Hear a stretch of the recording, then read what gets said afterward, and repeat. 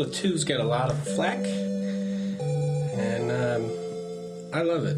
Maybe it's because it was the first Zelda I played, but I'm going to run through some stuff today. I'm sure there's a lot of Let's Play videos out, but I like it a lot, so I'm just going to play it for a little bit and see if you can enjoy it with me. I always name my Link.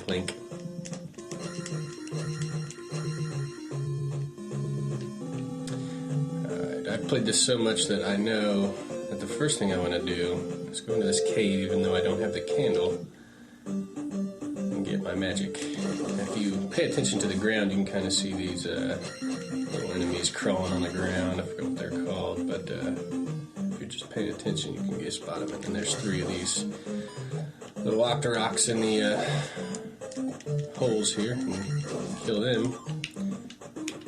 Almost always, early on, you when you get a level up, what have you, you want to cancel that.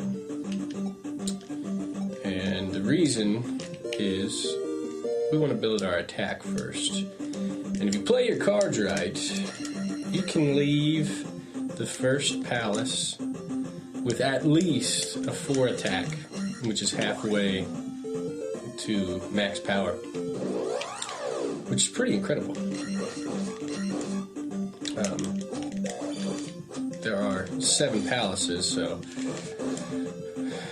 that's a difficult task to be halfway done with one of your powers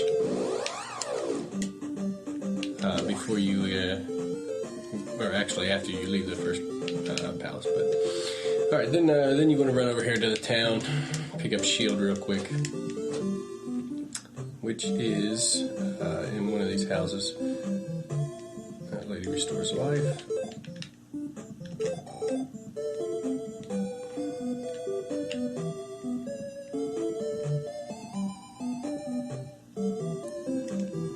Slave the blue hat.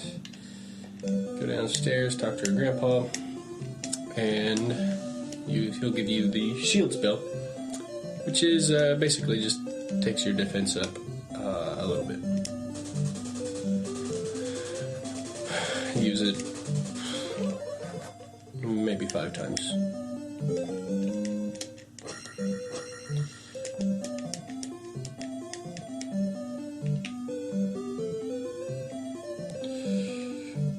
In each one of those towns, there's a wizard. Gives you some sort of spell. That first one's kind of a freebie here in Rau, which is the name of the old sage in Ocarina of Time. But if most of the other spells, you have to do some particular tasks to trigger the event to get to the wizard. Again, going through this cave, you gotta pay attention for the crawler on the ground.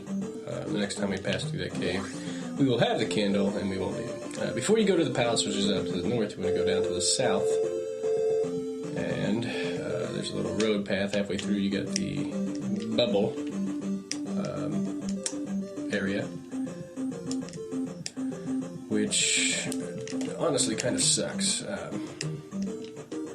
Bubbles, man, and all the NES bubbles get you. Okay, then let's go past this screen. Man, eating alive there. It's all right. I get a heart here. Pass that heart up just for a second. Kill this guy. Get your heart. Remember, cancel. We'll get our heart. Head out of here.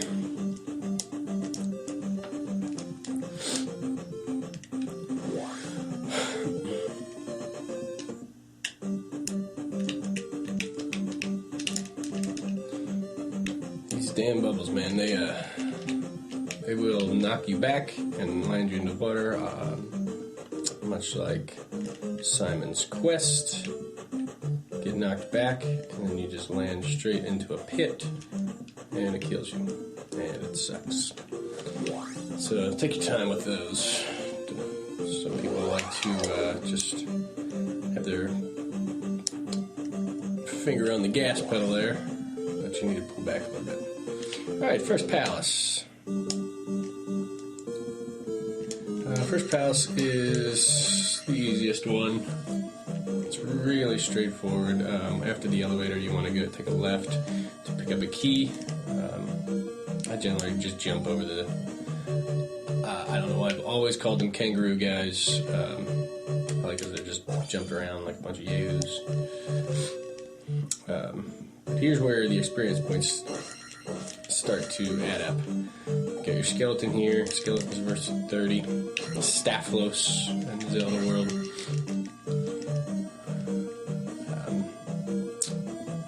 And the bots are worth 2. I usually kill them. I mean, you're only getting 2 experience, but it all adds up. You'll be surprised how many times, like later on, I'll show you how to kill these Armos Knights, and they,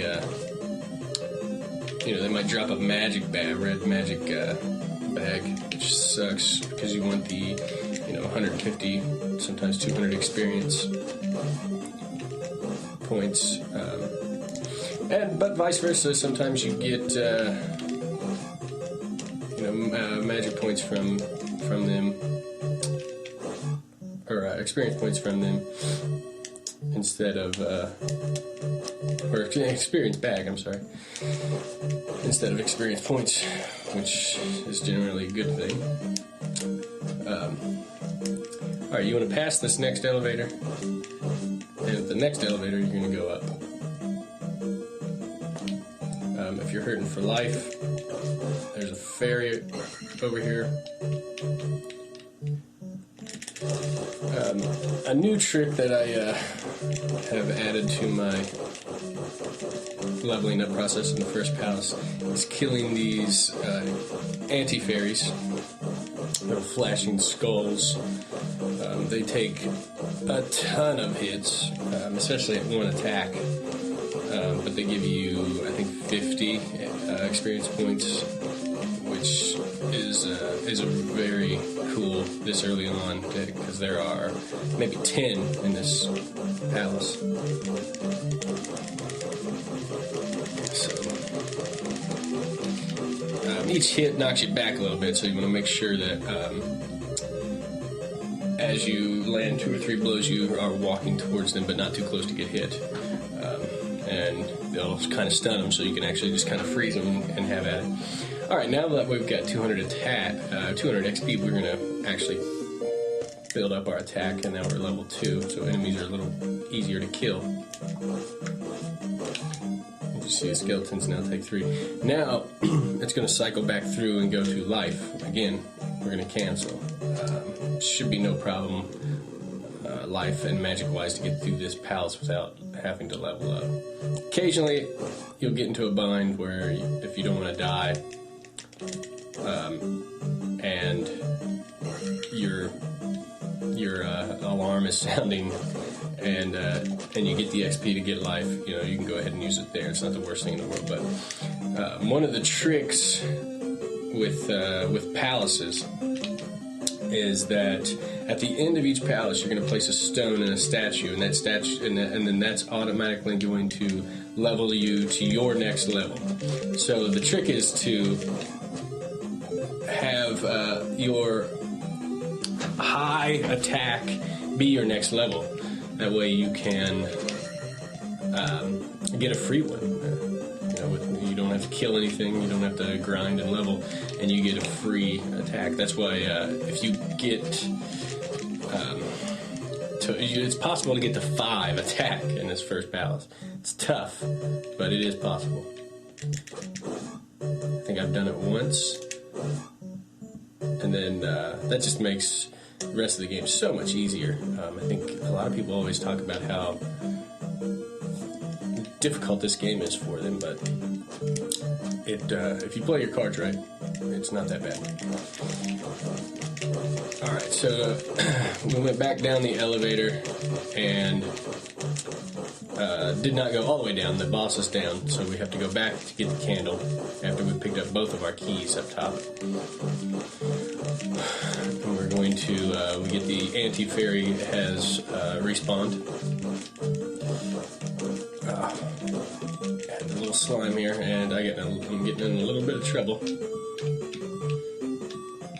So you can kind of use the edge of the screen to guide enemies, these anti-fairies especially, over to you. The trick is to get them down in there. There you go. And this might be a little tricky area. Tell you what, I am going to go back and pick up the fairy, which is right here. And it looks like the anti-fairy has respawned again, so I'm going to go ahead and pick him up again. We'll try this little area, which I didn't know those respawned.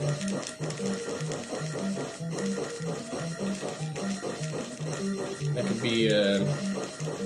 could be a good thing. We could, you know, if these respawn every time and there's no limit, you could potentially max out here a lot of life magic and attack. Although it is time consuming.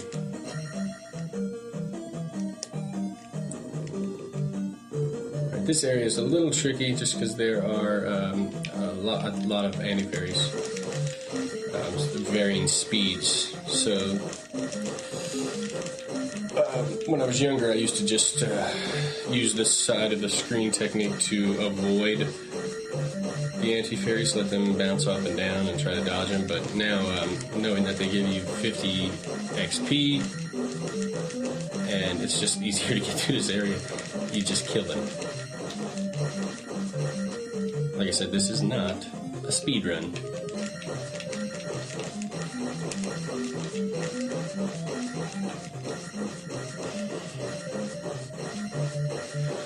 I don't know if anybody's counting, but it takes a lot. I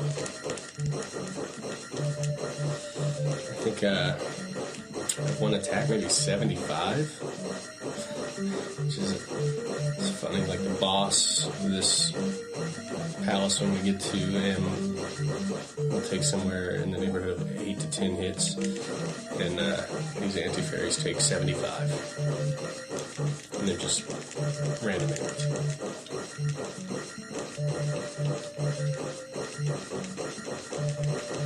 So 500 next, which we should get before we even pick up the candle. Will get us to 3 attack, which will make these guys a little easier to kill. I think even at 8 attack, which is the max attack level, they take 20-some hits, 25 hits.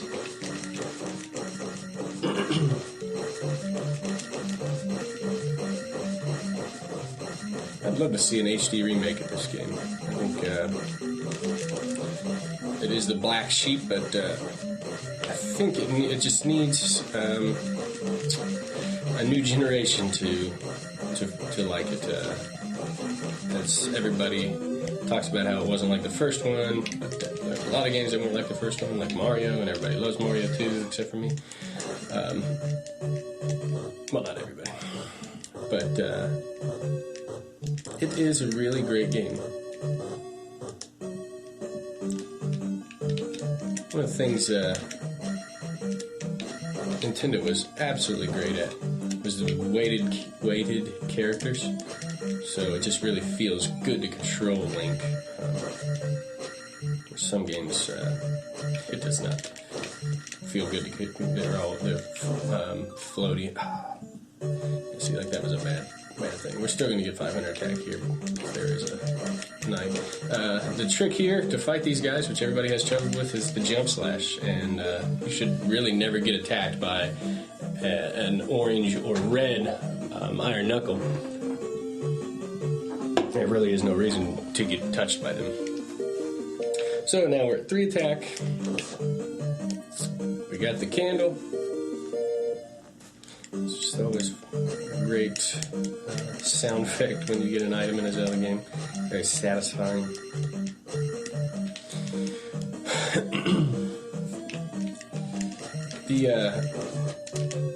This leveling up trick will work really great when you just don't get magic or life up at all, because the first life is at 50 and the first magic is at 100.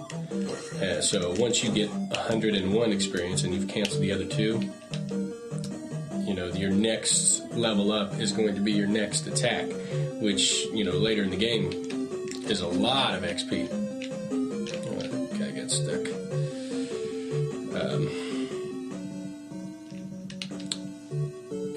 You might get 8,000 XP for your last attack. I think it's 8,000. These guys are getting stuck, so I just needed to go past them. So I'm not too worried about picking up the next one, because ideally I just want to get the 4 attack, which in about 50 points I'll be there. Is it 59 points? I'm 59 points away from my next level up being 4 attack, and that's 1,000. So basically I'll get a free 1,000 experience. Unless I pick it up on my way there, which is usually fantastic. I mean, that's ideal situation. But you need maybe 500 point bag and a couple red knights in here. So this guy, a lot of the times, will drop a 200 point bag. Didn't there? Or is it I think there's another knight here who might be the one who does it.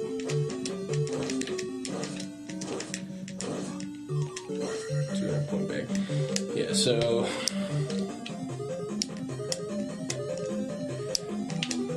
we're close. Here's Horsehead. And at 3 attack, he's not that bad. You might want to go ahead and use shield just in case. You don't want to die here.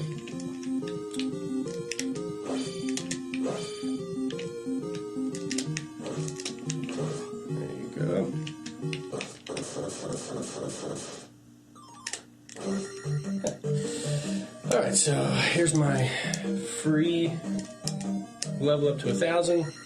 We're at 4 attack out of the first palace. And then we're going to move on to jump. The jump spell, which is in a town over. But first we need to pick up the trophy, which is in a cave just west of here. Now that we have the candle, these caves are lit up. It's a little easier to see and play.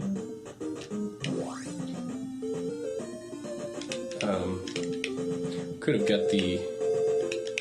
Oh yeah, there's a 50 point bag in here too. I usually get, but I didn't get it this time.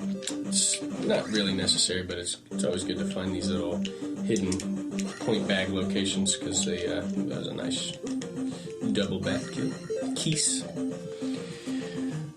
Now that we're out of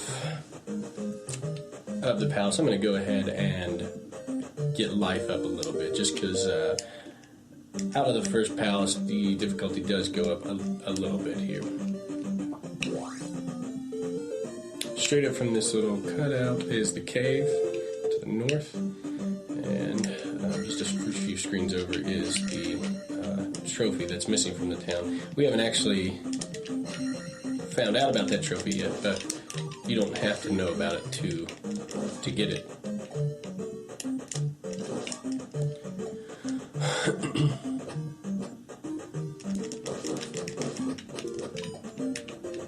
There it is. I think in the Japanese version it's actually a religious item, an angel something, and that was changed because of Nintendo of America's strict non-religious policies.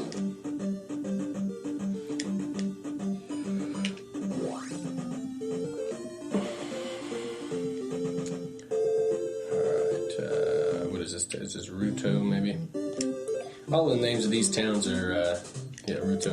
The names are names of sages in Ocarina of Time. So we have, like, Daruna, Saria. That's the first house here. She mentions the trophy being missing if you haven't got it yet, and then once you have it, she tells you to speak with her. It's either father or grandfather every time in here.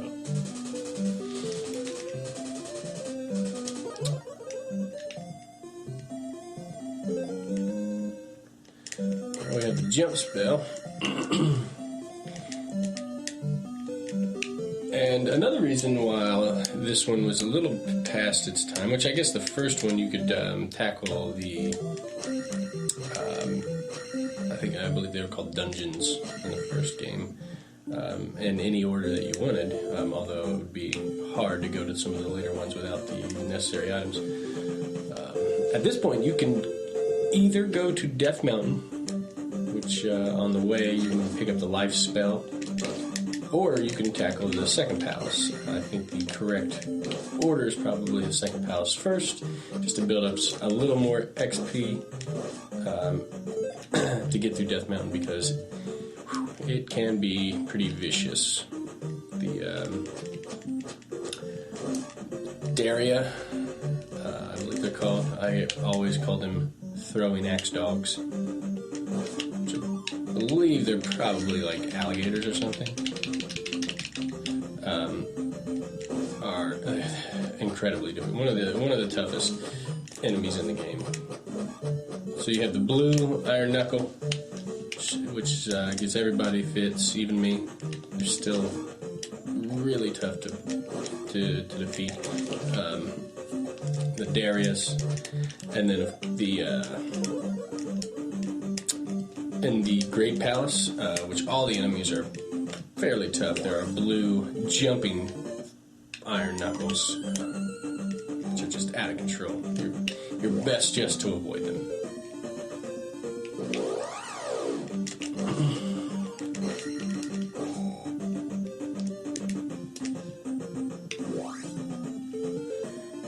Through this swamp area, when you trigger the random encounters, so when you're off the path for a given amount of time, generally you'll get 2 bots and 1 star bot. What you want to do is either try to get to a path or let the regular bots hit you. There are a few times where the star bot is an easier battle to get through, but they might not give you as much XP. So it just depends. But for the most part, you want to, if you have to get one hit by one, just run into one of the circle ones, just because it's a little easier. Now we have to get the note, which, of course, I waited too long to enter the forest area. But I got paid nicely for it. If you head right to this square, you'll go to Bagu's house, who will ask you to give his note to Riverman.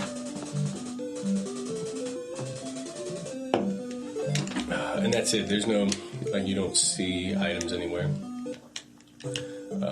But you'll just have it.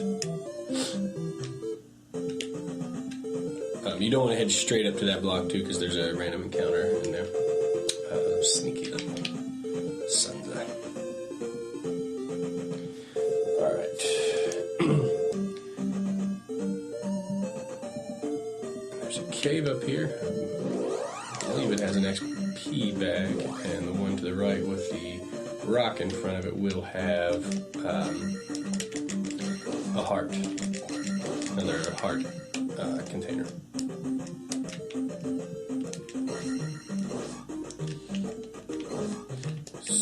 4 attacks paying off nicely.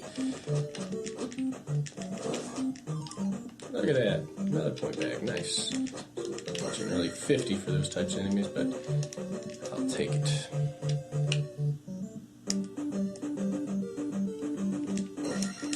$200 bag. Nice. So when we get to 2,000, which will more than likely be somewhere in the second palace,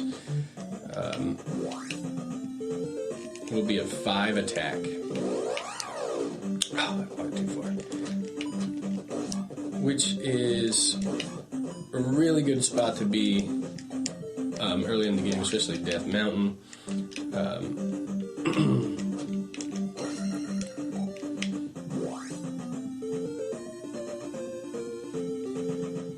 One thing we could have done here was gone down and got the life spell, which is a really great and mostly used spell throughout the game. But I'm just going to go straight to the second palace. It's not that difficult. And then another trick is if you stay on the path for a while and then go to a non-path area, you're going to trigger those bots. So a trick is if you're hanging out there for more than a second or two, is to run into the non-path area and then back onto the path to trigger those. That way they can hit it, you can walk out of the path random encounter, and then you can move, so you have a little time to spare. There's also a magic thing here. There's a trick you can do with life and those red magic full bottles,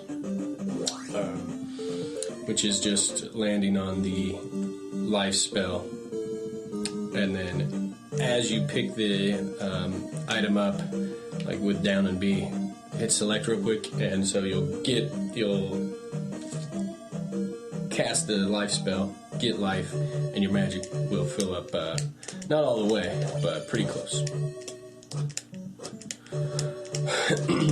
Alright, so here I am at the second palace, and I'm going to go ahead and stop this video for right now. Next time we'll tackle Palace 2 and probably Death Mountain. Thanks for watching.